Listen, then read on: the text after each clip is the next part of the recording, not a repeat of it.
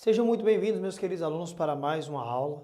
Daremos continuação à nossa exposição bíblica, partindo ainda do livro, ou do primeiro livro, Samuel, pessoal. Estamos aqui na segunda parte do livro de Samuel. Fomos até o capítulo de número 15 na aula passada, onde falamos aí sobre Samuel manda Saul destruir os amalequitas, né? E ele não obedece a Deus, ele faz aquilo que não é bom aos olhos do Senhor e Deus, mais uma vez, o rejeita e o reprova. E no capítulo de número 16 aí, é um dos textos mais conhecidos, ou contexto mais conhecidos da Bíblia Sagrada, que é quando Deus manda Samuel descer até a casa de um homem chamado Jessé. Esse Jessé é descendente de Obed, que é filho de Boaz com Ruth. Ou seja, este Jessé é aquele homem que haveria de vir, que é pai de quem? Vamos chegar lá. Ele desce até a casa de Jessé porque Deus fala para Samuel que na casa de Jessé Deus tem provido um rei para Israel, porque Deus já havia rejeitado Saul e já havia preparado um homem segundo o coração dele para reinar, e este homem estaria na casa de Jessé. E quando Samuel chega na casa de Jessé, ele manda chamar todos os filhos de Jessé, e é curioso, isso aqui é muito curioso, pessoal. Quando Samuel chega, a palavra de Jessé para o profeta Samuel é o seguinte: a sua vinda é de paz? Perceba o medo e o temor que Jessé tem de Samuel, o profeta. E isso tem mudado nos dias de hoje. Geralmente, quando os profetas atuais chegam, o povo, a grande multidão recebe com palmas, né? Com pompa, de forma ilustre. O profeta chegou, não tem medo do profeta. E aqui nesse contexto as pessoas morriam de medo do profeta. Nós vamos ver na época dos reis aqui, principalmente o profeta Elias, Acabe morria de medo dele, né? Afrontava ele, mas tinha medo das palavras dele, né? Então tem uma troca de valores aí ao longo do tempo, né? Então Samuel diz para Jessé que Deus tem preparado um rei de dentro da casa dele e pede para chamar todos os seus filhos. E é muito curioso que ele chama ao menos 6 filhos, né? E um fica no campo. E quando começa a passar esses filhos na presença de Samuel, Deus não fala nada com ele, mas quando passa um robusto de boa aparência, Samuel, que é enganado por aquilo que o olho vê, né, pela concepção humana, ele fala: eis que estou na presença do rei de Israel. E Deus fala automaticamente com Samuel, falando o seguinte: Samuel, Samuel, eu não vejo como vê o homem, não é esse. Então Samuel pergunta para Jessé: não tem mais nenhum menino, não tem mais nenhum filho? Tem um, que está lá no campo pastoreando ovelha. Manda buscar. Qual que é o nome do menino? Davi, o grande rei Davi, conhecido em todo mundo, o maior rei de Israel, ou o rei que Israel já teve. E o menino que está lá pastoreando ovelha, e ele é o caçula, né? Ele é o caçula, está lá pastoreando ovelha, não sabemos ao certo que idade que Davi tinha aqui, provavelmente também era um moço, né? De cerca de 15 a 20 anos de idade, não poderia ter muito mais do que isso. E é curioso que dentro desse contexto é apresentado que Jessé tinha 7 filhos, né, na narrativa bíblica. Lá em Crônicas, né, no livro de 1 Crônicas, vai citar que Jessé tinha 7 filhos e 2 filhas. E muitas pessoas não têm esse conhecimento, né? Então, quando o jovem Davi chega, né, que era pastor de ovelhas e também compositor de salmos, né, escrevia músicas, louvava a Deus, um jovem que travava suas lutas sem ninguém saber, ele mesmo diz, em certo contexto aqui dos livros de Samuel, ele mesmo diz que, de forma oculta, sem ninguém ver, ele chegou para defender as suas ovelhas, né, o rebanho da ovelha de seu pai, ele chegou a combater urso e leão, pessoal, com as próprias mãos, né? Isso daqui divide opiniões, né, mas nós entendemos que realmente ele enfrentava para proteger o rebanho, ok? E aí vai ter aquela grande incógnita, aquela grande pergunta, né? Por que que o homem mais importante do país, no sentido espiritual, né, que era Samuel, vem na casa de Jessé e Jessé não chama um filho para participar? É como se o presidente da república, né? Claro que o presidente não tem nada a ver com líder religioso, né? Mas só fazendo uma comparação para você entender, no sentido de fama, de conhecimento. Samuel era conhecidíssimo, Israel inteiro conhecia ele, profeta, juiz, sacerdote, né? O grande sacerdote desse contexto aqui. Então, esse homem vai vir na sua casa e seu pai não chama você, isso é inacreditável. E vai dividir opiniões, alguns vão falar que Davi era filho de prostituta. Gente, isso é um absurdo. não tem base bíblica para isso, não tem relatos na história judaica, nenhum livro de cultura judaica como Midrashica, como Mishnah, como Talmud, nada cita, né? Nem Flávio José, que é o historiador dos judeus ali do primeiro século, daquele tão conhecido livro chamado História dos Hebreus, ele não fala nada, pessoal, nada sobre Davi ser filho de prostituta. Algumas pessoas de forma equivocada tentam tirar essa conclusão lendo o Salmo 51 de Davi, onde Davi fala que em pecado e iniquidade ele veio ao mundo, a mãe dele teve ele, né, o que dá a entender ali. Isso não quer dizer que ele está falando que é filho de prostituta ou um filho bastardo, né, de um adultério. Na verdade, o que ele quer dizer é que assim como todo mundo que nasce depois de Adão, nasce em iniquidade, nasce com a natureza do pecado. É simplesmente isso. Não sabemos ao certo por que ele não foi chamado. Alguns dizem que era por conta da sua aparência, que o texto bíblico vai falar que ele era ruivo, e aí diz que tinha uma cultura na época que as pessoas ruivas não era muito bem vista, não era bem tratada, né? Não sabemos ao certo, isso também não está claro nos escritos, mas alguma coisa que não é relatado muito claro nas escrituras não está presente no texto por Davi estar lá nesse momento, mas ele é trazido, e aí Deus fala assim, unge esse daí, ele é ungido na presença de todos os parentes dele. E aí tem alguns que pensam que aquele salmo de Davi, aquele salmo famoso, né? Unge-me na presença dos meus inimigos e meu cálice faz transbordar. Alguns dizem que Davi escreve esse texto lembrando deste dia aqui, que está no capítulo 16 do primeiro livro de Samuel, quando ele é ungido ali na presença dos irmãos dele. Alguns vão falar que ele estava tendo os irmãos como inimigo. Enfim, não sabemos ao certo qual é a motivação para Davi escrever este salmo, mas sabemos que ele escreveu iluminado pelo Espírito Santo, ok? Então no 16 ele é ungido rei, mas lembrando que Saul ainda está governando, ele teria que esperar Deus dar cabo, matar, tirar Saul da história, ou Saul morrer, alguma coisa, para que ele pudesse assumir, mas ele já foi ungido rei por Samuel, porque Samuel já está prestes a morrer, porque está muito velho. No 17, temos aí mais uma guerra, mais uma vez, como eu estou sempre falando agora, dos filisteus, mais uma vez, contra o povo de Israel, pessoal. É guerra direta dos filisteus, pessoal. Direto eles estão em guerra. Nossa, eu até risquei aqui. Nossa, por que eu risquei? Não era para riscar assim, não.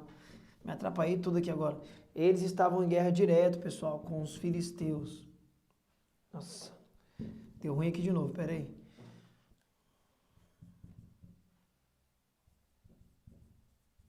Aqui, ó, pronto. Eles estavam em guerra direto com os filisteus, galera, tá bom? Então, no capítulo 17 vai remontar esta guerra. Davi, a mando de Jessé, já está ungido rei. Ele é enviado para o campo de batalha para levar alimento para os seus irmãos e também ver o que está acontecendo para trazer notícia para casa. Ou seja, aqui Davi está fazendo papel jamais não de pastor de ovelhas, né? Mas um papel de entregador de marmitex. É isso que ele está fazendo aqui. E quando ele chega lá, aparece aquele nome tão famoso, né? Aqui, ó. Golias, pessoal. Golias aparece na história lá, desafiando o povo de Israel. Era um homem de estatura gigantesca, né? Um homem que tinha aproximadamente quase 2,70 metros para quase 3 metros, tirando ali a estatura de côvados, tá bom? Era um homem muito alto, pessoal. E essa parede aqui não tem 2,5 metros, então ele era mais alto que isso daqui, é um negócio absurdo. E esse homem afrontava o povo de Israel ali, falando, não tem ninguém aí para vir contra mim, né? Eles estavam em um vale muito estratégico, onde ficava o exército dos filisteus de um lado, um vale embaixo, né? Vale chamado Vale de Elá, e do outro lado ficava o povo de Israel. Então ali embaixo que se dava a batalha. E ele convocando alguém, e Saul fez até uma promessa, o homem que fosse lá no desafio. E se o homem vencesse, casaria com a filha do rei, Mical. Então foi prometido que quem destruísse Golias casaria com a filha do rei. Isso aqui estava prometido. E Davi vê isso, né? Davi chega lá e vê esse homem afrontando o povo de Israel, afrontando o Deus de Israel. E Davi toma uma decisão, eu vou para cima desse negócio aí. Eu vou lutar com esse homem aí, todo mundo se espanta, era só um menino, né? Vai lá para morrer, né? Vai fazer o quê? Vai morrer. E até as armaduras de Saul é colocado nele para ele no desafio. E ele não quer a armadura de Saul, né? Alguns pregadores aplica aí, né? Que ninguém vai lutar com a armadura de ninguém. É até legal essa aplicação, mas ele vai lá só apenas com uma funda, né? O que era uma funda? Provavelmente era um pedaço de tira de couro, na ponta da tira tinha um couro maior, onde você colocava uma pedra, você rodava e atirava essa pedra, como se fosse um estilingue, mas um estilingue daquela época. E aqui tem aquele texto tão pregado e infelizmente pregado de formas erradas. Quando Davi desce ali num lugar que passava um veio de água ali, né, uma forma de um riozinho, tinha algumas pedras ali. Davi pega 5 pedrinhas, pessoal, para enfrentar o gigante Golias. E as pessoas tendem a alegorizar essas 5 pedrinhas. As pessoas tendem de falar, uma pedra é o Espírito Santo, outra é Jesus, outra é Deus, outra é força, outra é coragem. O texto não diz isso, pessoal. Não podemos dar um significado ao texto que o texto não diga. O nome disso daí é alegoria. Alegoria, você manipula o texto, você faz o que você quiser com o texto. E isso não é legal, pessoal. Você desconstrói a narrativa do texto, a explicação do texto. Isso daqui está narrando uma história. Ele pegou 5 pedras porque ele está indo preparado. Porque se ele errar um, ele vai ter 4 ali, pessoal. Outros vão dizer que ele pegou 5 porque Golias tinha 5 irmãos. Realmente, Golias tinha outros irmãos. Só que os irmãos de Golias não estavam ali. A batalha era 1 a 1. O desafio era 1 a 1. Você está entendendo? E ele vai ali na força do Senhor. Quando Golias vê ele, fala assim, que você vem comigo com vara-pau, que tipo, zombando de Davi, né? Manda um menino. E aí Davi fala para ele que ele está indo contra ele em nome do Deus de Israel. E Davi joga a pedrinha, vai na fronte, na testa dele cai. Davi vai até ele, corta ele a cabeça ali, mata o gigante Golias. O exército filisteu some e ele é honrado ali. E agora Saul tem que cumprir a promessa que fez a Davi de dar a filha Mical, ou seja, além dele vencer os gigantes, espantar os filisteus, ele agora vai receber o prêmio de ser genro do rei de Israel, pessoal. E isso tudo aí se dá no capítulo de número 17, tá? No capítulo 18 começa a nascer uma amizade importantíssima, uma amizade verdadeira, que é a amizade de Davi com Jonatas, né? A amizade que eles têm aí, uma amizade verdadeira e sincera. Jonatas era o filho de Saul e provavelmente era o sucessor ao trono, aquele que assentaria no trono quando Saul falecesse, ok? Ainda, pessoal, no capítulo de número 18, né? 17 é a morte de Golias e a vitória de Davi. No capítulo 18, além de ter aí a amizade de Davi e Jonatas, vai ter o cântico das mulheres e aqui vai começar uma história, né, que parece uma história assim de gato e rato. Por que eu falo isso? Vamos lá, vocês vão entender. Porque as mulheres de Israel começou a levantar cânticos. E os cânticos das mulheres eram mais ou menos assim. Saul matou 1000 homens, Davi matou seus 10 milhares de homens, né? Começaram a cantar muito sobre Davi por conta da luta contra Golias, da vitória contra Golias, né? Ele ficou muito famoso em todo Israel e isso começa a incomodar o rei Saul. Ele tem ciúmes, ele tem inveja. Lembre-se que Deus já abandonou ele está entregue totalmente a si mesmo, né? O homem natural dele, e agora ele quer matar Davi. Aquele que ele prometeu a mão da sua filha, agora ele busca matar. E nesse capítulo 18 aqui, Saul, ele querendo ou não, vai ser cumprido aqui o acordo. Davi casa-se com Mical. E mesmo agora, ele estando casado com a filha dele, ele quer matar Davi por inveja, por ciúme, porque as mulheres da cidade, o povo de Israel, está cantando que Saul matou 1000 homens e Davi matou 10.000 homens, né? Por conta da fama que ele recebeu aí por conta de ter destruído Golias e indo contra ele com apenas 5 pedrinhas que ele pegou ali, ó. Desenhar um Davizinho aqui, ó. Aqui é aquela fundinha, né? Negocinho que ele rodou, jogou e ó, o gigante aqui, ó, meu Deus do céu, bateu na testa e caiu. Que gigante mais feio, pelo amor de Deus. No capítulo 19, pessoal, temos aí Jonathan aplacando a ira de Saul contra Davi, né? Ele não queria que Davi morresse porque ele tinha um carinho imenso por Davi, um carinho de irmão, pessoal. Um carinho muito grande de irmão. E dentro desse contexto aqui também, Mical vai enganar Saul apenas para salvar a vida de Davi e fazer ele fugir por uma janela, porque dá a entender que eles estão no mesmo ambiente, ele provavelmente no palácio, na casa, né, de Saul, ou nenhuma das casas de Saul, porque ele era rei, então tinha muitas posses, acabou tendo muitas posses por ser rei, certo? E Mical acaba enganando aí para que Davi possa fugir pela janela para não ser morto pelo próprio sogro, pessoal, pelo rei que está totalmente louco, varrido para matar Davi e tirar Davi aí do contexto de Israel, porque acho que ele já começou a entender, né, que por conta dessa fama ele já tinha sido ungido rei. Não sabemos aqui nesse nível se Saul já sabia ou não que ele tinha sido ungido rei, mas o próprio Jonathan já dá a entender, né, já provavelmente Davi deve ter revelado isso para ele, dá-se a entender que ele seria o próximo rei ali, no lugar de Saul, né? Então Jonathan provavelmente já estava talvez descartando a possibilidade de ele estar no lugar do seu pai. No capítulo de número 20, galera, Jonatas faz um pacto com Davi. É um pacto para poder abençoar as gerações futuras que viriam deles. Isso que é muito importante, muito legal. É um pacto, seja de aliança. Ó, eu abençoo sua família se você morrer, e se você morrer, você abençoa a minha família. E isso daqui, Davi vai cumprir lá na frente, como nós vamos ver, pessoal. Isso daqui é muito importante. Aqui cumpre-se a palavra do sim, sim, não, não. Ou seja, apertou na mão ali, ou na época, não sei se apertava na mão, como é que era, hoje em dia seria apertando na mão, né? Apertou na mão, acabou, tá feito, acabou, ponto final, tem que cumprir a palavra de homem. E aqui eles fazem esse pacto no capítulo de número 20 de 1 Samuel, pessoal, de um abençoar ali a descendência do outro, né? Ou a casa do outro. Do capítulo 21 a 22, o que vai ser tratado aí, os pontos principais dentro desses capítulos?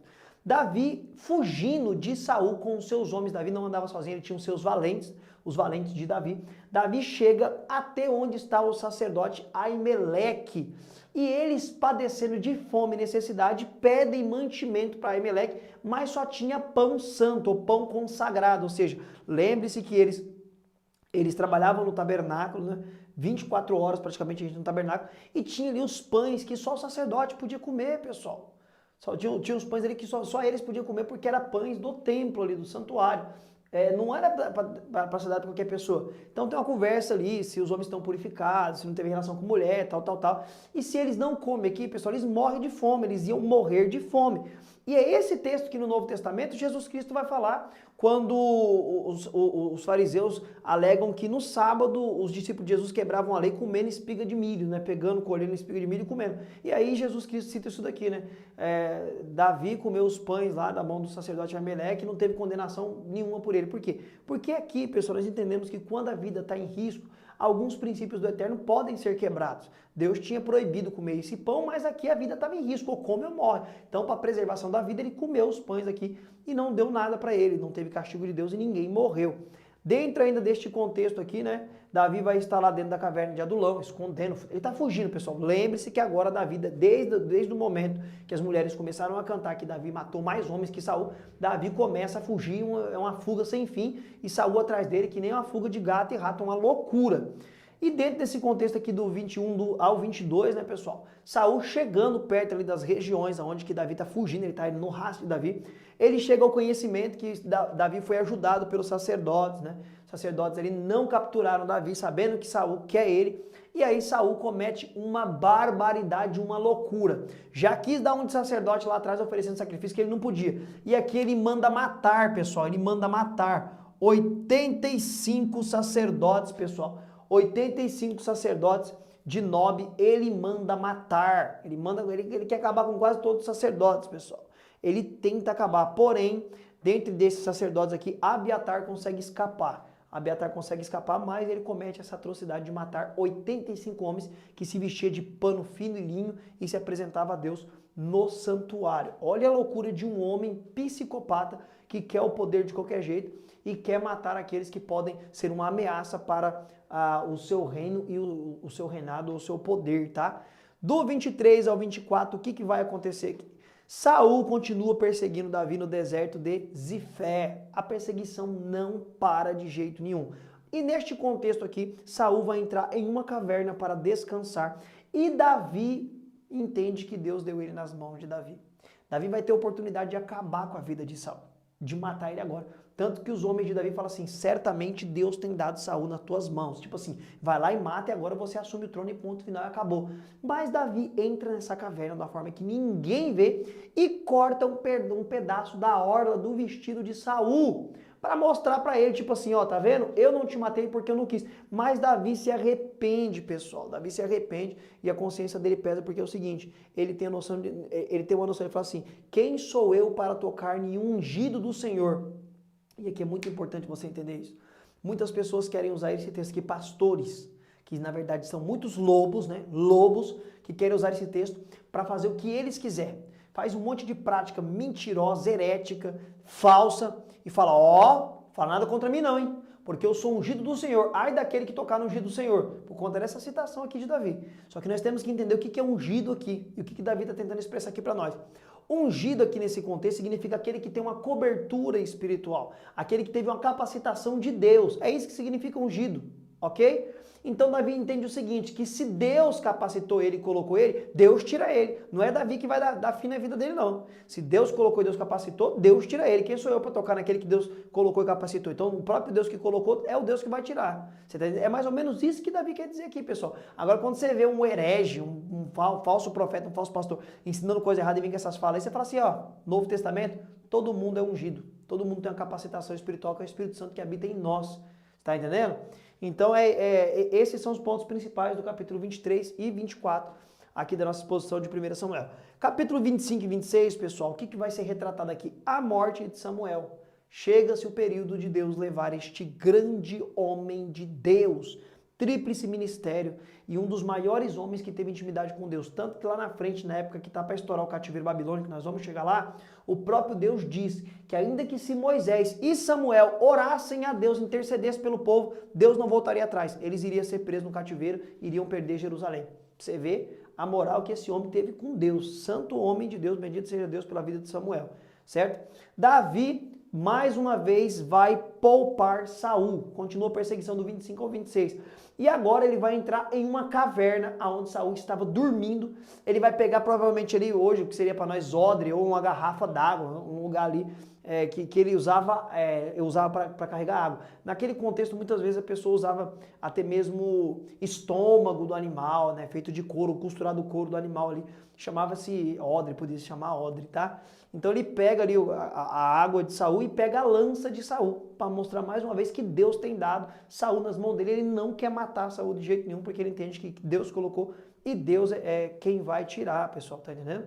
E outra, ele entra caladinho ali, Davi, e ninguém acorda para mostrar realmente que Deus está com ele, Deus está dando Davi nas mãos dele, está dando Saul nas mãos dele, só que ele entende que se Deus colocou, é Deus que vai tirar, né? Na verdade, as pessoas falam que Deus está dando Saul nas mãos dele, mas mostra mesmo que já estava entregue ali, mas era Deus que ia tirar Saul do poder, tá? Do 27 ao 28, Davi agora vai fazer uma aliança com o rei de Gaté. E essa aliança, Davi agora começa a fazer algumas alianças, pessoal, porque breve ele vai se tornar rei. Isso daí já foi prometido por Deus. Então ele começa já a trabalhar ali algumas alianças, lembrando que sempre teve aliança entre esses homens para que os reinos pudessem viver em paz e um ajudar o outro, tá? E aqui nesse contexto do 27 ao 28 vai acontecer uma coisa surreal.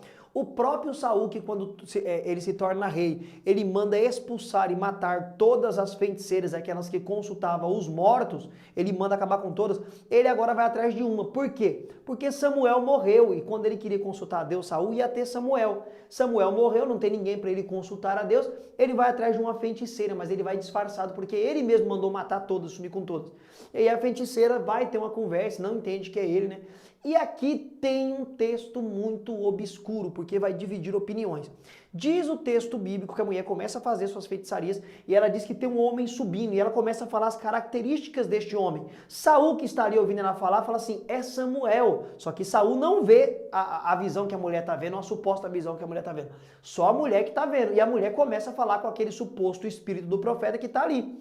E aí tem duas posições, tem teólogos e pessoas que entendem que realmente era Samuel que estava ali, e tem a posição majoritária. O que é a posição majoritária? A maioria dos estudiosos, a maioria dos teólogos. Esses entendem que não era Samuel, mas sim uma seção demoníaca e espírita, maligna. Por quê? Vamos defender a posição que não crê que é Samuel. Quem quer que Samuel crê que é Samuel, ponto, acabou, não tem mais o que defender. Quem não crê vai levantar alguns argumentos. Vamos lá. Primeiro argumento, Deus proibiu esse tipo de prática lá atrás com Moisés. Não consultei pelos mortos. Segunda possibilidade de se entender que não é Samuel. O espírito que falava com a macumbeira ali, que revelava para Saul o que ele estava falando, fala o seguinte, amanhã, Saul e os seus filhos estará comigo. O que o suposto espírito de Samuel estaria falando para Saul? Que amanhã ele morreria. Só que quando você lê a história, Saul não morre no outro dia. Passa-se algum tempo até que Saul e os filhos de Saul morressem. E lá atrás, Moisés ensinou a conhecer quem era profeta de Deus e quem não era profeta de Deus. Qual é o fator determinante para saber se é profeta de Deus ou não? O tempo. Moisés fala o seguinte, se no tempo determinado que tal profeta falou que vai acontecer, não acontecer, falso profeta, não dê ouvido a ele e tira ele do meio da congregação. Ele fala até para exterminar, né? Estripar do meio da congregação. O profeta de Deus, quando ele falava, acontecia no dia certo, do jeito certo, pessoal. Não errava, não falhava, porque era Deus falando na boca dele. Então não acontece conforme ali o suposto espírito falou para vidente, que falou para Saul. Então nós descartamos ali que poderia ser o espírito de Samuel. E outra, Deus deixaria uma feiticeira, uma macumbeira, trazer o espírito de um santo homem de Deus lá do paraíso, pessoal, mas de jeito nenhum, isso daí é um absurdo. E por que então Deus lá atrás proíbe a consulta aos mortos? Porque Deus, sabendo que os demônios podem se apropriar disso, Deus já repreende isso e não deixa isso acontecer, porque já era uma prática pagã, pessoal. consultar pelos mortos. Daí já acontecia lá atrás, na época do povo hebreu saindo do Egito, tá bom? Então Deus proíbe porque Deus sabe que os demônios estão por aí e eles podem como se apropriam disto para enganar as pessoas. Então aqui fica mais do que evidente, né, que era um demônio. Mas tem pessoas que creem que é o próprio Espírito de Samuel. Enfim, paciência, né? Do capítulo 29 ao capítulo de número 30, o que vai ser tratado? Davi faz uma aliança agora com Aquis, que é um líder ali da região. E agora Davi, por incrível que pareça, vai batalhar contra Israel, pessoal. Ele vai contra o exército de Israel, que é muito curioso, né? E lá na cidade de Ziclac, ela vai ser saqueada pelos amalequitas, uma cidade lá de Israel, ou das regiões ali, né, na verdade das regiões, ela vai ser saqueada pelos amalequitas, e Davi vai perseguir, por quê? Porque o povo quando saqueava, roubava e levava pessoas para ser escravo. Davi vai perseguir essa caravana de amalequitas e vai libertar, pessoal, aqueles que tinham se tornado escravos pelos amalequitas. Davi vai fazer esse benefício aí para este povo aqui da cidade de Ziclac, tá bom, pessoal? No capítulo 31, mais uma vez a batalha do, aqui ó, versos, ó, filisteus contra Israel. E nesta batalha, o que vai acontecer? Dentro desta batalha, quando a batalha se inflamou, lá tá Saul, lá tá Jonathan, o pau tá torando, o pau tá quebrando. Saul tem uma visão. Qual a visão que ele tem? Ele vê Jonatas ser morto no campo de batalha. O sucessor ao trono, seu filho que reinaria no seu lugar, morre, acabou, foi morto no campo de batalha. Diz o texto bíblico que Saul não deseja mais viver. E ele pede para o menino que está do lado dele, sempre tinha alguém ali que levava o seu escudo, a sua lança, né, aquele rapaz ali de armas que estava do lado do rei, de pessoas muito importantes. Ele pede para aquele moço tirar a vida dele, me mata, acaba com a minha vida. O moço não quer matar o rei, começa a matar o seu rei, mesmo ele mandando, você não quer matar o seu rei. Então o que Saul faz? Ele se atira na sua própria espada e assim cometendo suicídio, pessoal. O primeiro rei de Israel, que tinha tudo para se consagrar como o grande rei de Israel, pessoal. Como um rei magnífico, um rei que marcasse a história, né? Ou seria o nosso Davi, ele tem esse fim trágico porque foi desobediente, não foi temente a Deus e tentava justificar os seus erros, pessoal. Essa é a história aqui de Saul. E isso aqui é uma tristeza. Bom, galera, acaba-se aqui a nossa exposição do primeiro livro de Samuel. Te aguardo para a próxima aula, para o segundo livro de Samuel e continua a história de Davi dos reis de Israel. Lembrando que Saul governou por aproximadamente 40 anos, né? Governou muito, pessoal, amém? Espero que você tenha gostado dessa exposição de 1 Samuel e eu te aguardo para as nossas próximas aulas com a graça de Cristo Jesus e até lá.